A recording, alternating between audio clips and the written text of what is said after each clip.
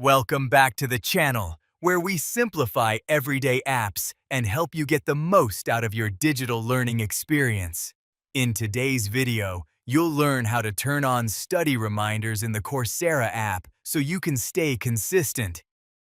First, open the Coursera app on your smartphone. Next, look at the bottom right and tap on the profile option. Then, find icon located at the top right and tap on it. After that, scroll down through the settings menu until you find the option labeled Study Reminders.